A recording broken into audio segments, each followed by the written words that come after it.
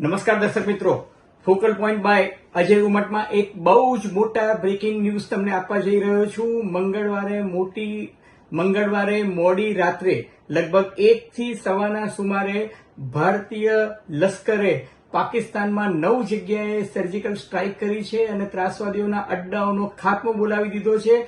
ભારતીય લશ્કરે 1:44 ઓફિશિયલ વિધિવત આપેલા સ્ટેટમેન્ટમાં કહ્યું છે કે ભારતીય એરફોર્સ અને ભારતીય સેનાના સંકલનથી પાકિસ્તાનમાં બાવલપુર, રાવલપિંડી, કોટલી, મુઝફ્ફરાબાદ સહિત 9 સ્થળો કે જે પાકિસ્તાનમાં આવેલા છે અને પાકિસ્તાન ઓક્યુપાઇડ કાશ્મીર આ વિસ્તારમાં આવેલા વિસ્તારો કે જ્યાં ત્રાસવાદી ઓડ્યા હતા, જ્યાંથી ત્રાસવાદી પ્રવૃત્તિઓ થતી હતી, આતંકવાદની નિકાસ ભારતમાં થતી હતી અને પહેલગામમાં જે ત્રાસવાદી હુમલો થયો હતો એના આકાઓ જ્યાં જ્યાં છુપાયેલા હતા ત્યાં ભારતે ઓપરેશન સિંદૂર ના નામે આ એક ભગીરથ ઓપરેશન પાર પાડ્યું છે.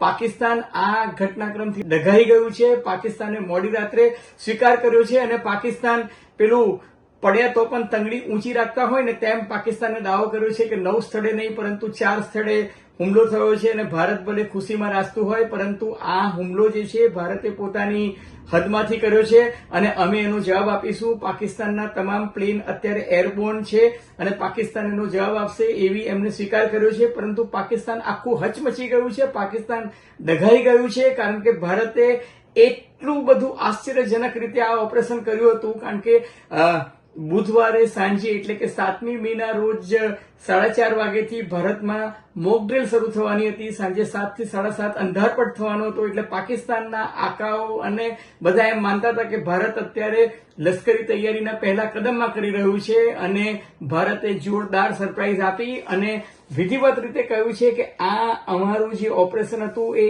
એકદમ સટીક ઓપરેશન હતું અને ભારતીય લશ્કરી પ્રવક્તાએ કહ્યું છે કે અમે અત્યંત સંયમ દાખવીને પાકિસ્તાનની કોઈ પણ લશ્કરી જે છાવણી છે એના પર હુમલો કર્યો નથી. અમે પાકિસ્તાનની કોઈ પણ સિવિલિયન સોસાયટી કે નાગરિકો પરનો હુમલો કર્યો નથી.